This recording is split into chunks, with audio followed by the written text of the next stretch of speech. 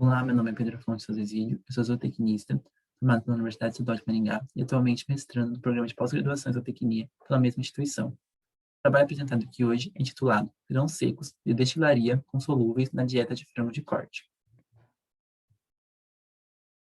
No ano de 2020, o Brasil produziu em torno de 13,9 milhões de toneladas de carne de frango, sendo que a nutrição representa em torno de 70% dos custos dessa produção. Com isso, indústrias e instituições de ensino e pesquisas, elas buscam alternativas de alimentos para reduzir esses custos das dietas. Podemos citar, então, o DDGS, que nada mais é que um resíduo proveniente da produção de etanol a partir dos grãos de milho. Sendo que a sua composição química ela é similar à do milho e do farelo de soja, mudando apenas algumas concentrações de fibra, secretério e fósforo. Ele também, então, é um alimento alternativo com grande potencialidade para a substituição do farelo de soja e milho, os quais acarretam um maior custo nessa produção.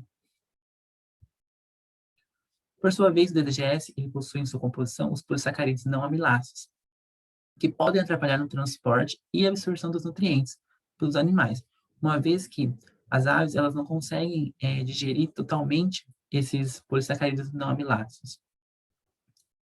Em estudos de Lohr e Corso, onde eles utilizaram 8% de inclusão de DDGS, eles apresentaram que não teve nenhum efeito prejudicial sobre o desempenho. Já em estudo de Marion, onde utilizou até níveis de 12% de DDGS, em frangos de 9 a 35 dias de idade, também não obtiveram nenhuma interferência na taxa de crescimento e conversão alimentar das aves.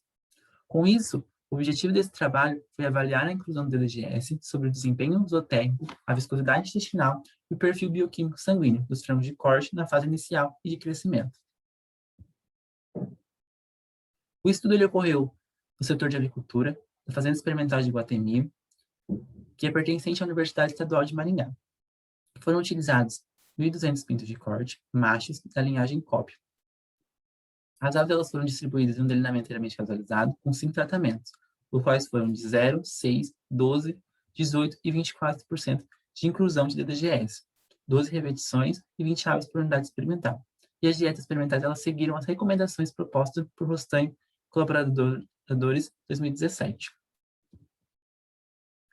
Foram avaliados nesse estudo, então, desempenho, a viscosidade intestinal e o bioquímico sérico, no qual foram pesadas as aves e as rações semanalmente para a obtenção do ganho de peso, do consumo de ração e a conversão alimentar.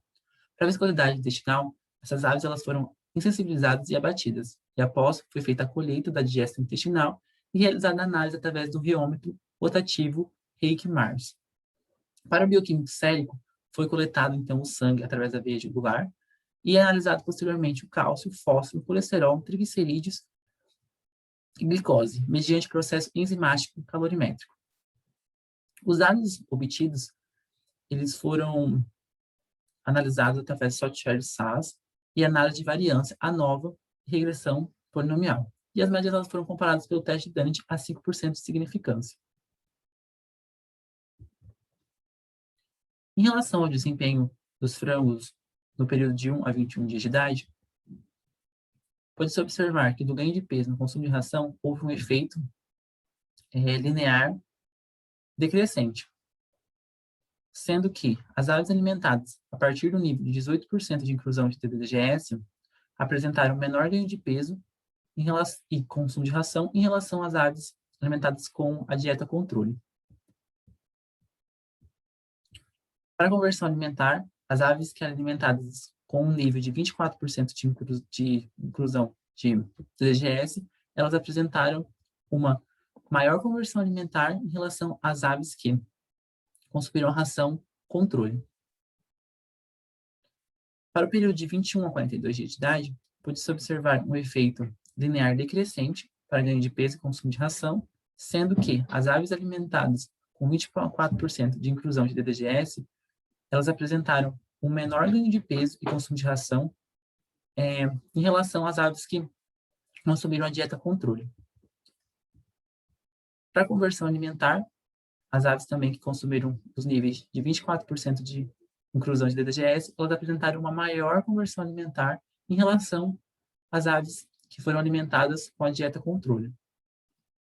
Para o perfil bioquímico, nos 21 dias de idade, não houve nenhum efeito significativo. Já aos 42 dias, pode-se observar um efeito quadrático para cálcio e triglicerídeos, e um efeito linear decrescente para o fósforo. E se tratando da viscosidade do conteúdo do trato gastrointestinal, aos 21 dias de idade, observou-se um efeito linear crescente, aonde as aves alimentadas com 24% de inclusão de DDGS apresentaram maior viscosidade do trato gastrointestinal em relação às aves que foram alimentadas com a dieta controle. Aos 42 dias de idade, não houve nenhum efeito significativo para a viscosidade do trato gastrointestinal. Com isso, a gente pode concluir que, considerando a conversão alimentar, o DDGS ele pode ser incluso nas dietas de frango de corte em até 18% na fase inicial e de crescimento, sem comprometer os parâmetros bioquímicos séricos e a viscosidade intestinal. Gostaria de agradecer ao Programa de Pós-Graduação em Zootecnia, à Universidade Estadual de Maringá, à CAPES e o Grupo de Pesquisa em Nutrição de Aves, ao qual faço parte. Muito obrigado.